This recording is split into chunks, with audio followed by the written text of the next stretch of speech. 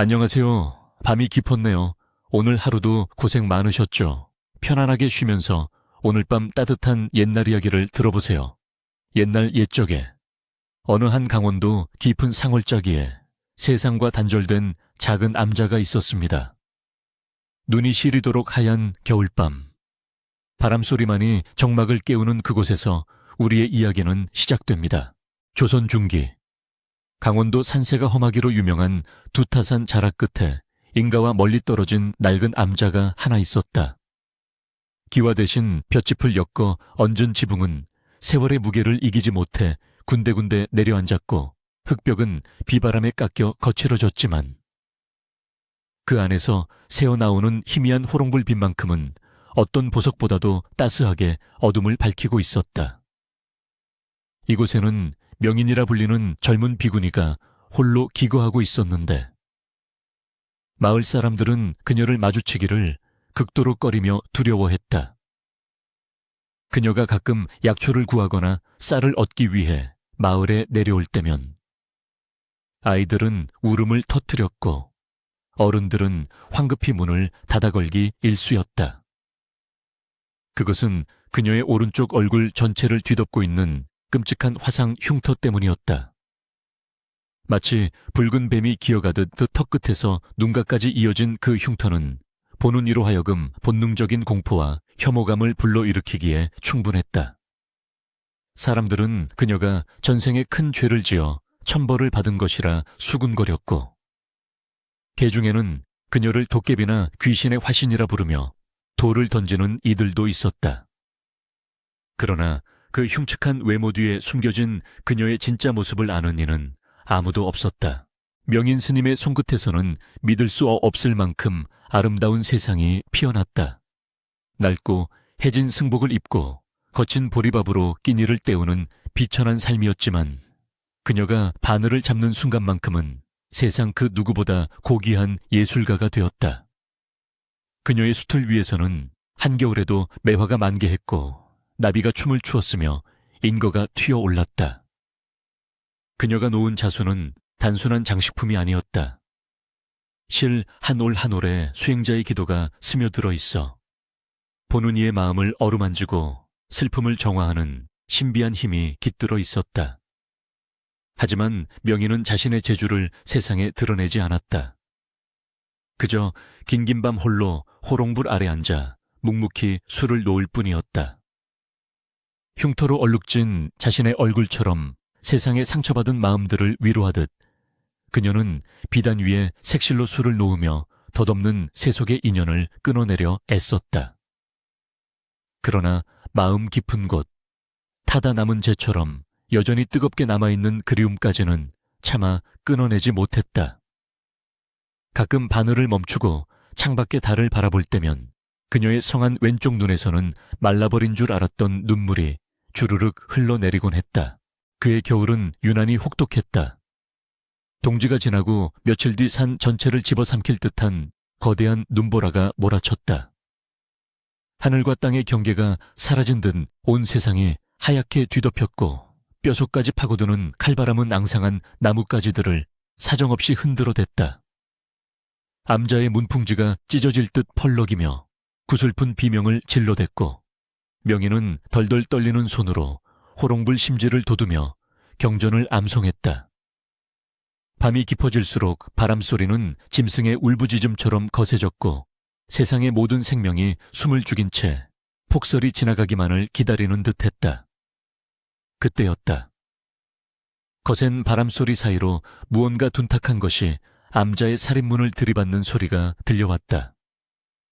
처음에는 바람에 날린 나뭇가지가 부딪힌 것이라 생각했다. 하지만 잠시 후 미세하지만 분명한 인기척과 함께 신음소리 같은 것이 들려왔다.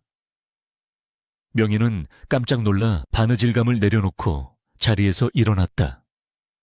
이 깊은 산중, 더구나 이런 폭설 속에 사람이 찾아올 리 만무했다. 두려움이 앞섰지만 혹시라도 길을 잃은 산짐승이나 조난당한 나그네일지 모른다는 생각에 그녀는 조심스럽게 방문을 열었다. 문이 열리자마자 차가운 눈보라가 방 안으로 들이닥쳐 호롱불이 위태롭게 흔들렸다. 명희는 옷깃을 여미며 눈을 가늘게 뜨고 마당을 내다보았다. 눈이 무릎까지 쌓인 마당 한가운데 살인문 앞에 검은 물체가 쓰러져 있었다. 눈에 반쯤 파묻힌 그것은 분명 사람의 형상이었다. 명희는 황급히 집신을 꿰신고 눈밭으로 뛰어들었다. 가까이 다가가 보니 하얀 도포를 입은 선비가 눈 위에 쓰러져 정신을 잃은 채 신음하고 있었다. 갓은 어디론가 날아가 버리고 상투는 흐트러졌으며 얇은 옷은 젖어 살에 달라붙어 있었다.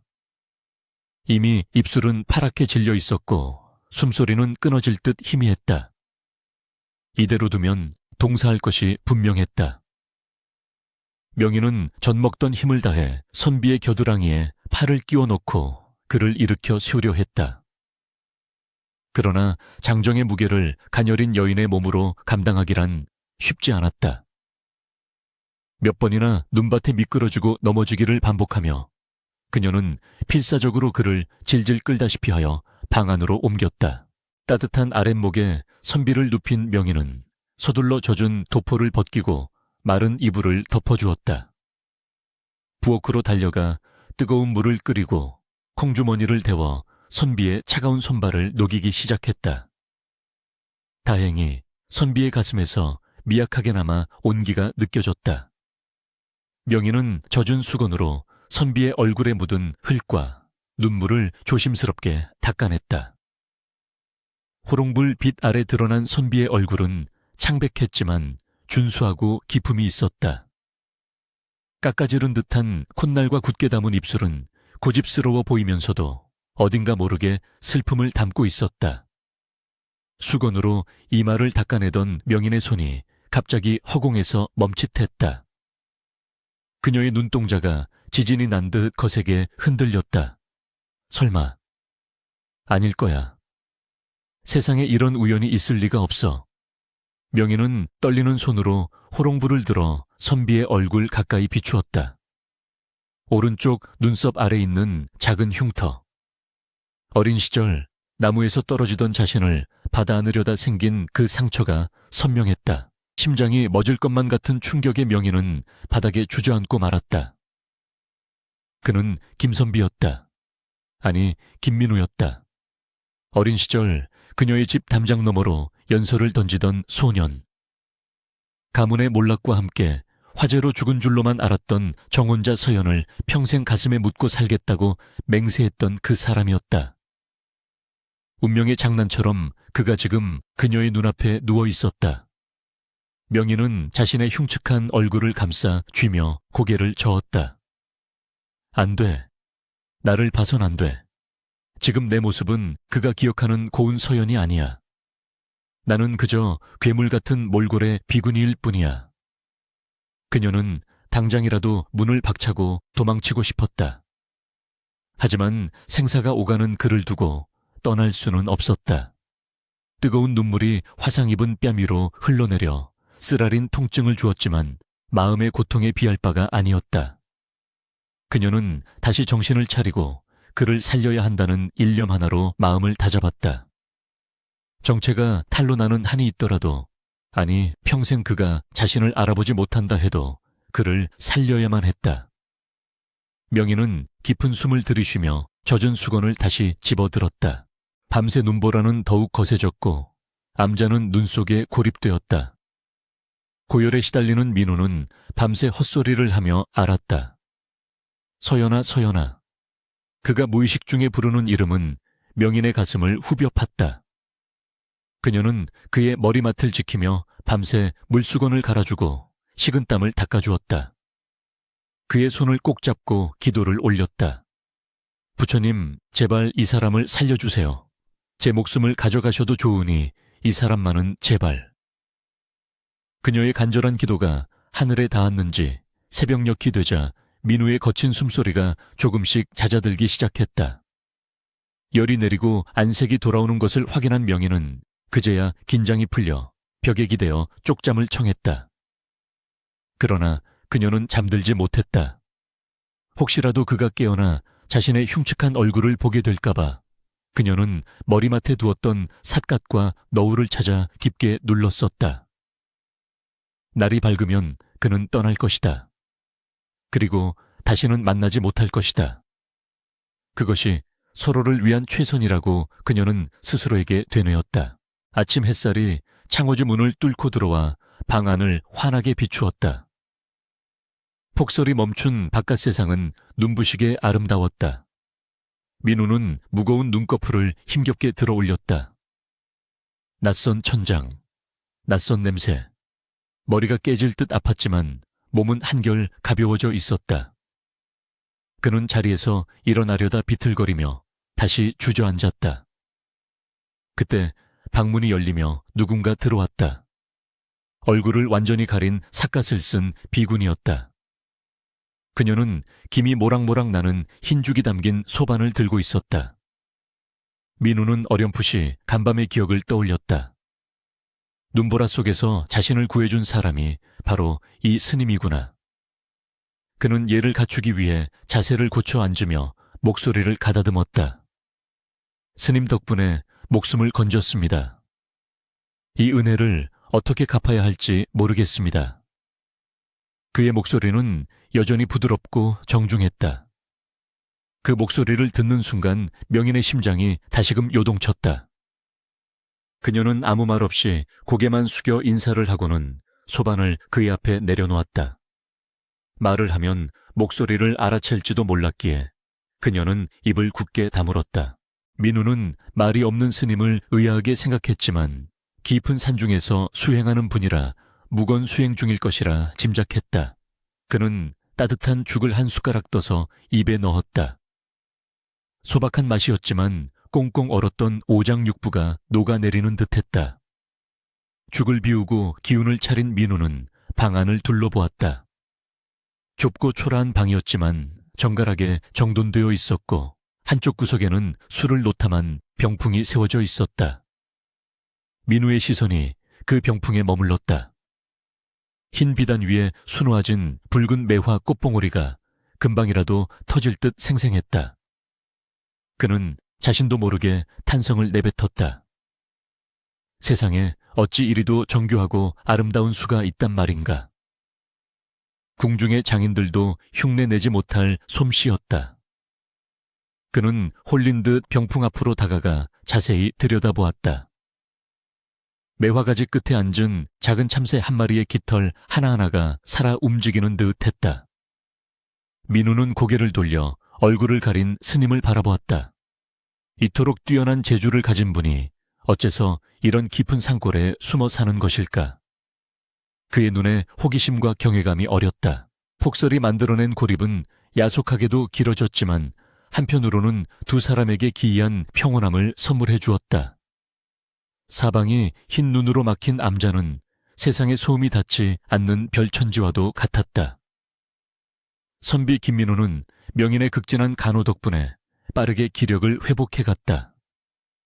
그는 몸을 일으켜 앉을 수 있게 되자 좁은 방 안을 서성이며 무료함을 달랬는데 그의 시선은 언제나 방 한구석에 놓인 수틀에 머물곤 했다. 명인은 민우가 깨어있는 동안에는 짐짓 그를 피하여 부엌이나 법당에 머물렀지만 밤이 되어 그가 잠들었다고 생각되면 조심스레 들어와 바늘을 잡았다. 호롱불 심지가 타들어가는 소리와 바늘이 비단을 뚫고 지나가는 사각거리는 소리만이 방 안을 채웠다. 민우는 자는 척 돌아누운 채 등 뒤에서 들려오는 그 규칙적인 소리에 귀를 기울였다. 그 소리는 마치 어머니의 자장가처럼 아련하고 슬픈 정혼자의 숨결처럼 애달프게 그의 마음을 파고들었다. 그는 얼굴조차 보여주지 않는 이 비군이 스님에게서 설명할 수 없는 깊은 유대감을 느끼고 있었다. 어느 날 오후 민우는 참지 못하고 수틀 앞에 앉아있는 명인에게 말을 걸었다. 스님의 솜씨는 실로 경이롭습니다. 보고 있으면 꽃향기가 나는 것 같고 새소리가 들리는 듯합니다. 명인은 대답 없이 고개만 살짝 숙일 뿐이었다. 민우는 씁쓸한 미소를 지으며 말을 이었다. 사실 제게도 정혼자가 한 명 있었습니다. 가문끼리 약속한 혼처였지만 저는 그녀를 진심으로 연모했습니다. 그녀 또한 스님처럼 술을 놓는 재주가 비상했지요. 그녀가 수놓은 손수건을 아직도 품에 지니고 다닙니다. 민우의 고백에 바느질을 하던 명인의 손이 허공에서 뚝 멈췄다. 너울 아래 가려진 그녀의 눈가에 물기가 어렸다. 민우는 품속에서 낡은 비단 손수건 하나를 꺼내어 어루만졌다. 화마가 그녀의 집을 덮치던 날, 저는 한양에 과거를 보러 가 있어 그녀를 지키지 못했습니다. 돌아왔을 때는 이미 잿더미로 변해버린 집터만이 저를 반겨주었지요. 사람들은 그녀가 죽었다고 했지만 저는 믿을 수가 없었습니다. 어딘가에 사람만 있다면, 비록 어떤 모습이 되었다 해도 저는 그녀를 찾아낼 것입니다. 민우의 목소리가 가늘게 떨렸다. 명희는 터져 나오려는 오열을 틀어막기 위해 입술을 피가 나도록 깨물었다. 바로 곁에 두고도 나라고 말할 수 없는 비참함에 가슴이 찢겨나가는 듯 했다. 그 평온했던 침묵을 깬 것은 거친 발소리와 고함이었다. 며칠간의 햇살로 눈길이 조금 녹자마자 불청객들이 암제 들이닥친 것이다. 광 낡은 살인문이 부서질 듯 열리며 흑투성이 가죽신을 신은 사내들이 마당으로 쏟아져 들어왔다. 그들의 우두머리는 비단 옷을 입고 거만한 표정을 지은 중년 사내. 조관이었다. 그는 이 고을에서 제일 가는 부자이자 탐욕스럽기로 소문난 자였다. 그리고 비극적이게도 서연의 이복 오라비이자 그녀의 가문을 몰락시키고 재산을 가로챈 원수이기도 했다. 조관은 뒷짐을 진 채 암자를 둘러보며 혀를 찼다. 쯧쯧, 다 쓰러져가는 꼴하고는. 여봐라, 주지 비군이 나오라고 해라. 그의 호령에 하인들이 방문을 거칠게 열어젖혔다.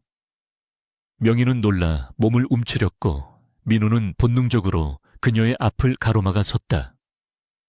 당신들은 누구시기에 신성한 도량에서 이리 행패를 부리는 것이오.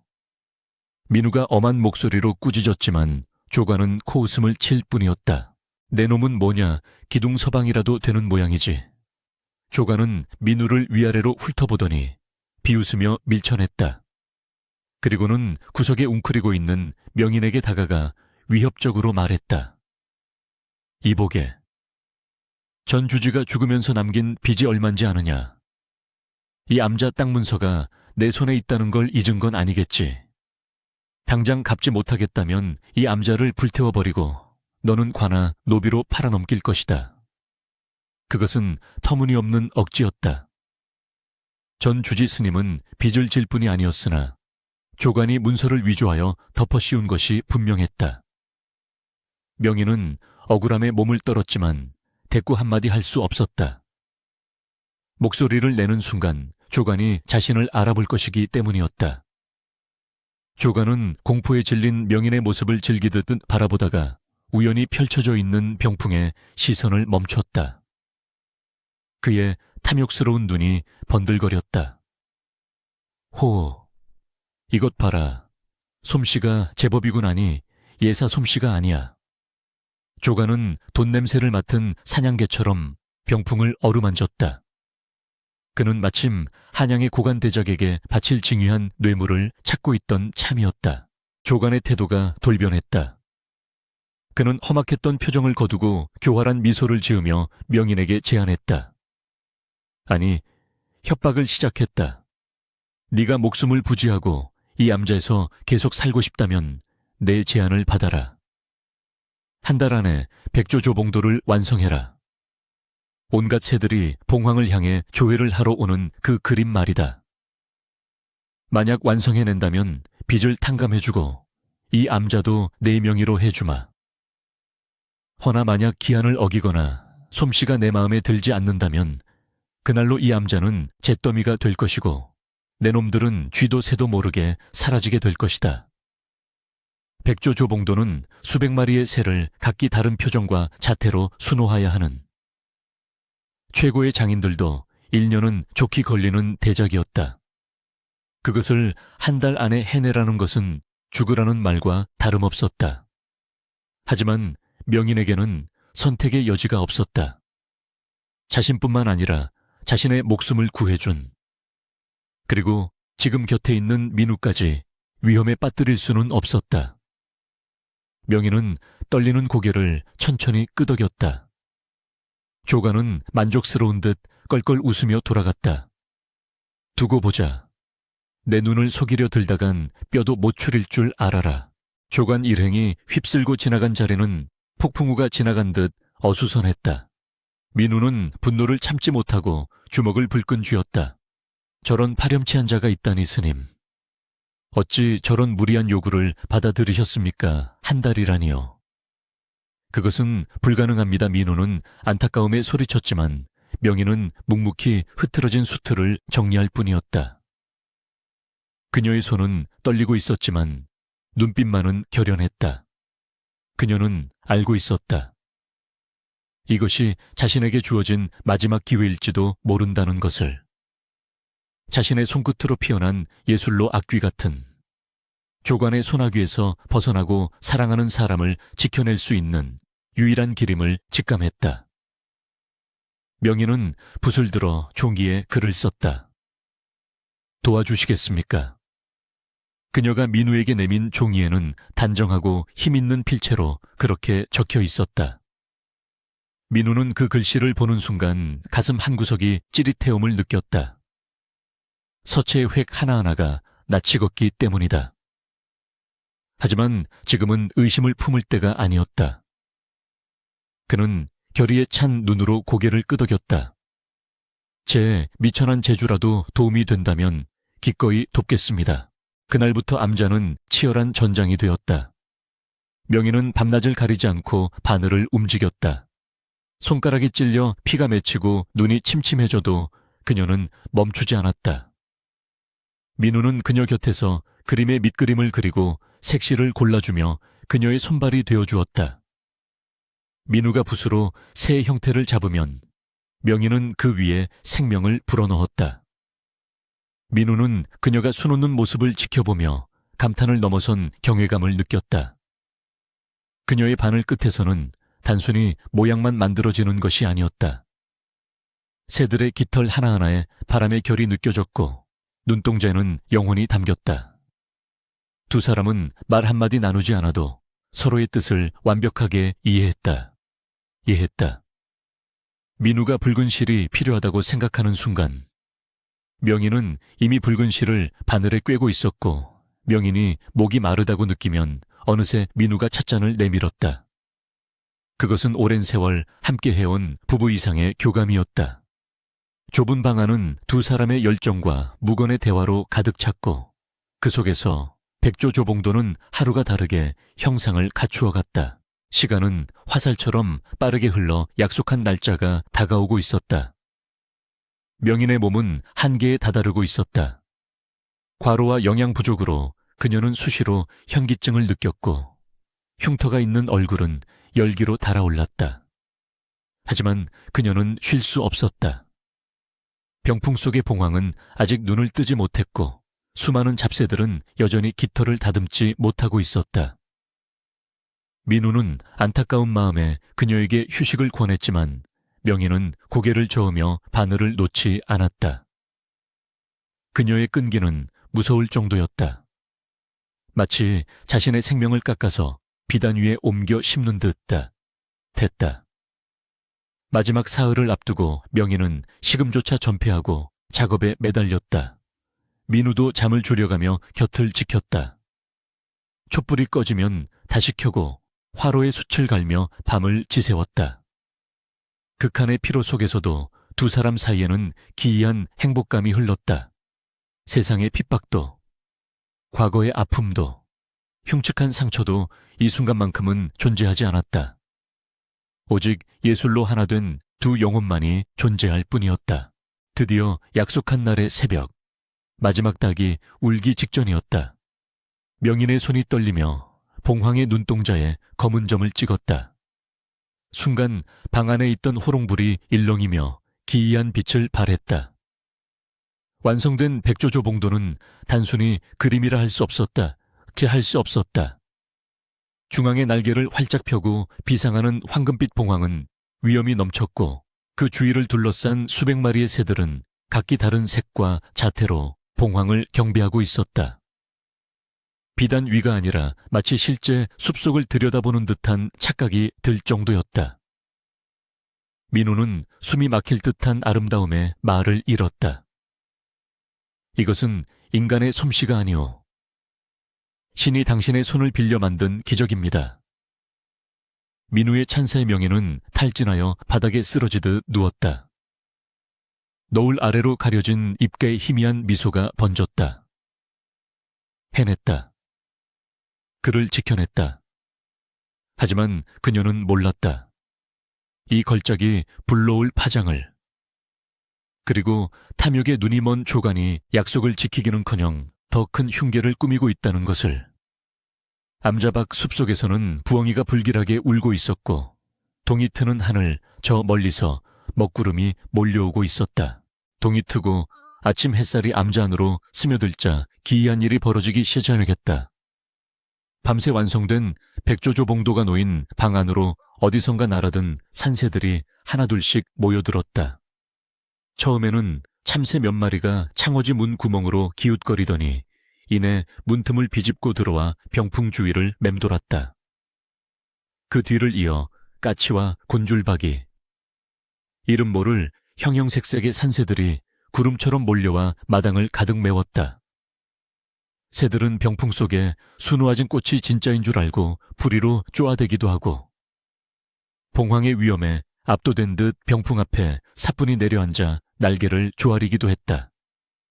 실로 믿을 수 없는 광경이었다. 김민호는 눈앞에서 벌어지는 이 신비로운 광경에 입을 다물지 못했다. 이것은 단순한 바느질이 아니었다. 명인의 피와 땀, 그리고 간절한 염원이 하늘을 감동시켜 죽은 사물에 생명을 불어넣은 것이었다. 명인은 구석에 탈진에 앉아 그 광경을 멍하니 바라보았다. 그녀의 눈동자에는 안도감과 함께 깊은 슬픔이 서려 있었다. 이제 약속을 지켰으니 그를 살릴 수 있으리라.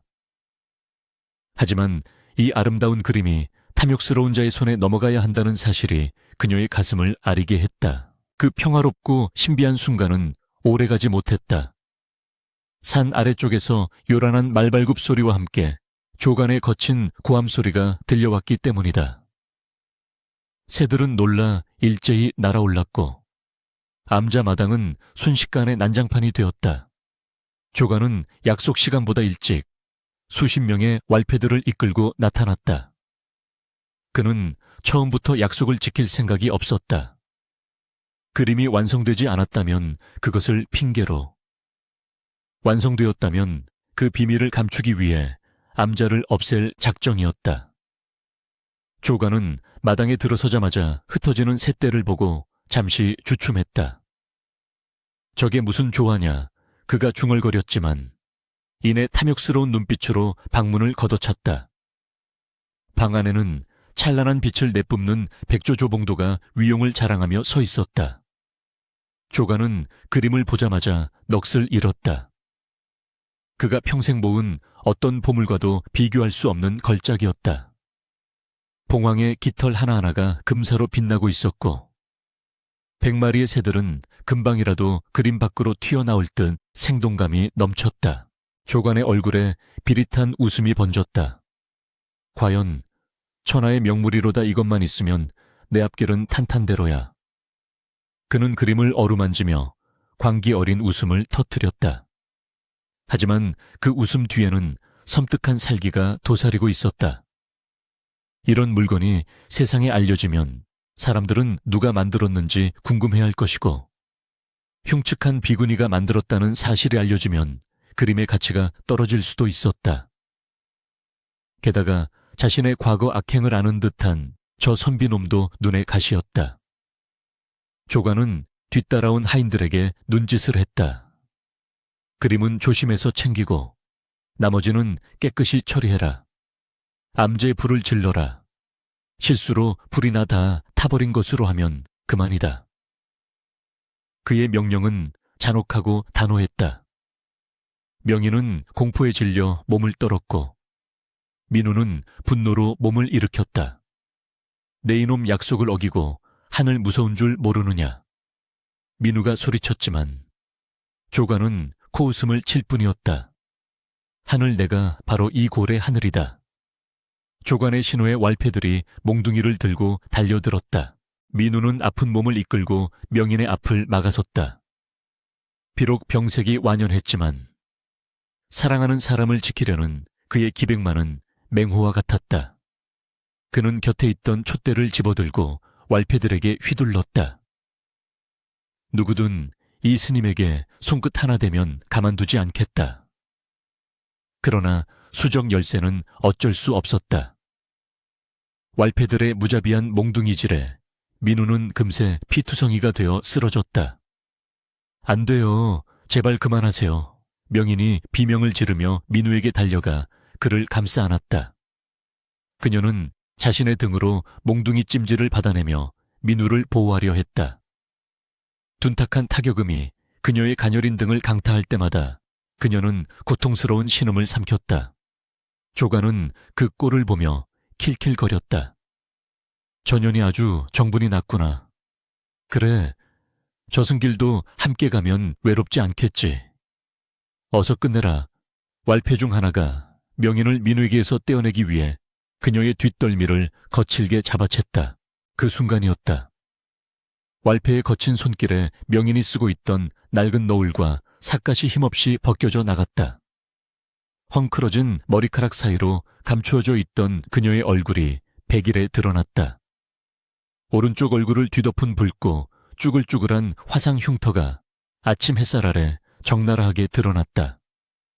왈패들은 그 흉측한 모습에 기겁하며 뒤로 물러섰다. 의학 괴물이다. 그들은 귀신이라도 본 듯 소리를 질렀다. 조관조차 혐오감의 인상을 찌푸리며 고개를 돌렸다. 명인은 수치심과 절망감에 고개를 푹 숙이고 양손으로 얼굴을 가리려 했다. 죽기보다 싫었던 순간, 가장 보여주고 싶지 않았던 사람에게 자신의 파괴된 얼굴을 들키고 만 것이다. 그녀는 차라리 지금 당장 혀를 깨물고 죽고 싶은 심정이었다. 피투성이가 되어 바닥에 쓰러져 있던 민우는 흐릿한 시야 속에서 너울이 벗겨진 명인의 모습을 보았다. 그의 눈이 크게 떠졌다. 사람들의 비명과 욕설 속에서 그는 흉측한 흉터가 아닌 다른 것을 보았다. 그녀가 얼굴을 가리기 위해 들어 올린 손. 그 가녀린 손목에 걸려있는 옷가락지 하나. 그것은 반으로 쪼개져 끈으로 엮인 옷가락지였다. 10년 전 그가 한양으로 떠나던 날 정표로 주었던 세상에 단 하나뿐인 그 가락지였다. 민우의 심장이 멎을 듯 멈추었다. 시간이 정지한 것 같았다. 그는 숨을 삼키며 떨리는 눈동자로 그녀의 눈을 바라보았다. 흉터에 일그러져 있어도 그 맑고 깊은 눈동자만은 변하지 않았다. 그가 그토록 그리워했던, 꿈속에서도 잊지 못했던 서연의 눈이었다. 모든 퍼즐이 맞춰졌다. 그녀가 보였던 이유 없는 호의, 낯익은 필체, 자신의 입맛을 정확히 맞추던 음식, 그리고 저 놀라운 자수 솜씨. 그 모든 것이 그녀가 서연임을 말해주고 있었다. 민우는 온몸에 피가 역류하는 듯한 전율을 느꼈다. 흉터 따위는 보이지 않았다. 그의 눈에는 오직 화마 속에서 살아남아준, 고통 속에서도 자신을 지켜준 고귀한 영혼만이 보일 뿐이었다. 민우는 찢어지는 듯한 목소리로 그녀를 불렀다. 서연아. 그 나직한 부름은 소란스러운 암자의 공기를 단숨에 갈랐다. 명희는 감전된 듯 몸을 굳혔다.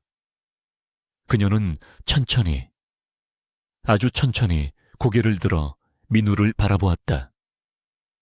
눈물 범벅이 된 그녀의 눈에서 하염없이 눈물이 쏟아져 내렸다. 더 이상 숨길 수도, 부정할 수도 없는 진실이 두 사람 사이를 가득 채웠다.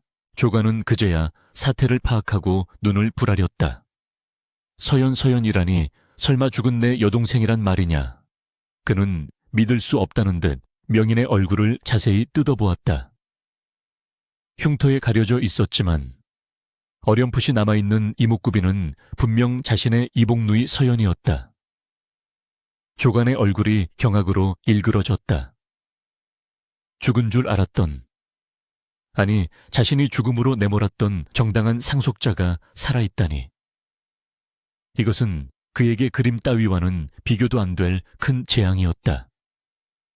그녀가 살아있다는 사실이 밝혀지면 자신이 가로챈 모든 재산과 지위가 위태로워질 것이 뻔했다. 조간의 놀라움은 곧바로 끔찍한 살해로 바뀌었다. 이런 질긴 것들 같으니라고 귀신이 되어 나타났다 해도 내 손을 벗어날 순 없다. 오늘 여기서 너희 둘 다 확실히 끊어주마. 조간은 왈패의 손에서 칼을 빼앗아 들고 성큼성큼 다가왔다. 민우는 젖먹던 힘을 다해 몸을 일으켰다. 비틀거리는 다리로 명인의 앞을 가로막아 섰다. 이제는 단순히 목숨을 구하는 문제가 아니었다. 10년을 찾아 헤맨 정인을, 지옥 같은 고통 속에서 홀로 견뎌온 그녀를 다시는 잃을 수 없었다. 내 눈에 흙이 들어가기 전에는 절대 그녀를 해치지 못한다. 민우의 외침은 피를 토하듯 처절했다. 그는 맨손으로 조간의 칼날을 잡을 기세였다. 명인, 아니 서연은 민우의 옷자락을 붙잡고 오열했다. 도련님, 피하세요. 저 때문에 도련님까지. 하지만 민우는 뒤를 돌아보지 않고 그녀의 손을 꽉 잡았다. 그 손의 온기가 차갑게 얼어붙었던 서연의 마음을 녹였다. 죽음이 코앞에 닥친 순간이었지만 두 사람은 생애 처음으로 완벽하게 하나가 되었다. 조간이 칼을 높이 쳐들며 마지막 일격을 가하려는 찰나, 암자박 숲속에서 또다시 거대한 날갯짓 소리와 함께 예사롭지 않은 바람이 불어왔다. 하늘을 뒤덮은 새들이 마치 주인을 지키려는 듯 일제히 울부짖기 시작했다. 조간의 칼날이 허공을 가르며 내려오던 절체절명의 순간이었다. 어디선가 날카로운 고함 소리가 벼락처럼 떨어졌다. 멈추어라 내 이놈들. 관아의 허락도 없이 사찰에서 살생을 하려 드느냐. 조간은 깜짝 놀라 칼을 멈추고 소리난 쪽을 돌아보았다. 암자 입구에 남루한 차림에 한 사내가 서 있었다. 그는 가시 찌그러지고 도포 자락이 해진 초라한 행색이었으나 눈빛만은 서슬퍼런 칼날처럼 빛나고 있었다. 조간은 비웃으며 소리쳤다. 내 놈은 또 어디서 굴러먹던 개뼈다귀냐. 감히 누구 앞이라고 고함을 치느냐. 썩 꺼지지 못할까. 그러나 그 남루한 사내는 전혀 위축되지 않고 성큼성큼 다가오며 품속에서 무언가를 꺼내어 높이 치켜들었다. 아침 햇살을 받아 찬란하게 빛나는 그것은 바로 5마리의 말이 새겨진 마패였다.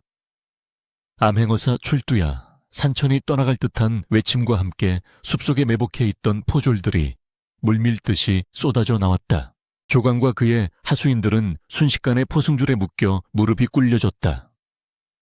어사또는 천천히 걸어와 공포에 사색이 된 조간을 내려다보았다. 내 죄를 네가 알렸다.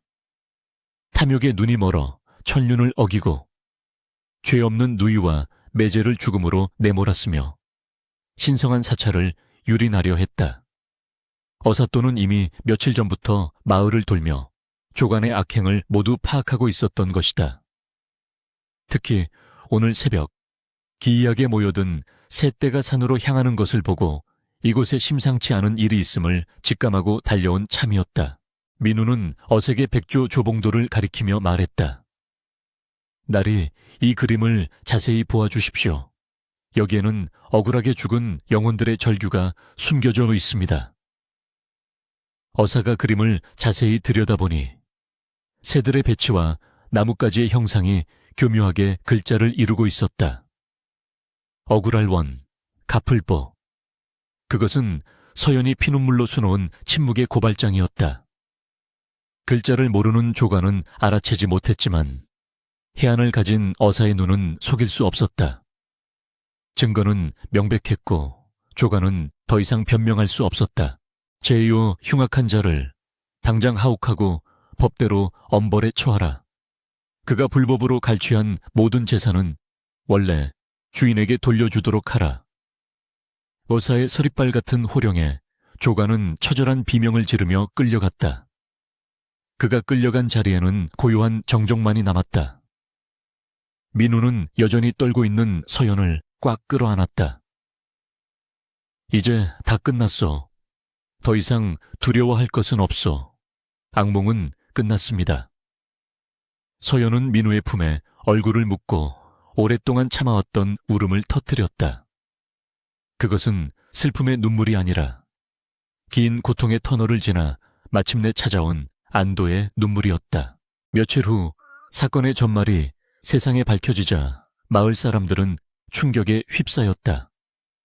자신들이 마귀 할멈이라 부르며 돌을 던졌던 비구니가 사실은 억울한 누명을 쓴 양반가 규수였다는 사실에 그들은 고개를 들지 못했다. 사람들은 앞다투어 암자를 찾아와 사죄하며 귀한 음식과 약재를 놓고 갔다. 어사또는 서연의 신분을 복권시켜주고 빼앗긴 대저택과 재산을 모두 되찾아 주려 했다. 그러나 서연은 정중하게 고개를 저으며 거절했다. 나리, 저는 이미 세상에서 한 번 죽었던 사람입니다. 부귀영화도, 양반의 허울도 제게는 덧없을 뿐입니다. 그저 사랑하는 사람 곁에서 조용히 살고 싶습니다. 서연의 뜻은 확고했다. 민우 또한 그녀의 손을 잡으며 말했다. 저 또한 같습니다. 화려한 기와집보다는 우리의 추억과 눈물이 서린 이 암자가 더 편안합니다. 두 사람은 세상의 잣대나 체면보다는 서로의 곁에 있는 평범한 행복을 선택했다. 어사는 그들의 깊은 뜻에 감복하여 그들의 선택을 존중해 주었다. 세월이 흘러 암자는 아담하지만 정갈한 살림집으로 변했다.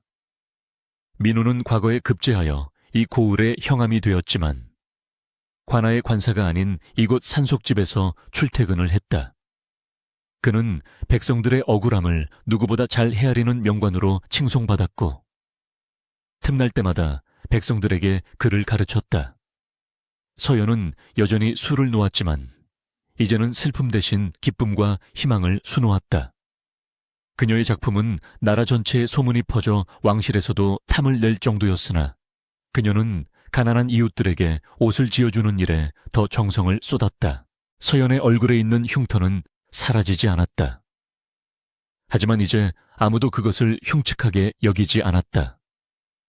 마을 사람들은 그녀를 보살님이라 부르며 존경했고 그녀의 흉터를 볼 때마다 시련을 이겨낸 강인함과 숭고한 사랑을 떠올렸다. 민우에게도 그 흉터는 세상에서 가장 아름다운 표식이었다. 매일 밤 민우는 서연의 흉터에 입을 맞추며 그녀가 자신의 곁에 살아있음에 감사했다. 두 사람 사이에는 아이들의 웃음소리가 끊이지 않았고 마당에는 사계절 내내 꽃이 만발했다. 어느 눈 내리는 겨울밤 두 사람은 툇마루에 나란히 앉아 달을 올려다보고 있었다. 10년 전 그날처럼 눈이 내리고 있었지만 이제 더 이상 춥지 않았다. 따뜻한 차양이 피어오르는 가운데 민우가 서연의 손을 잡으며 말했다. 부인, 달빛이 참으로 곱소. 마치 당신의 마음결 같소. 서연은 민우의 어깨에 머리를 기대며 미소 지었다.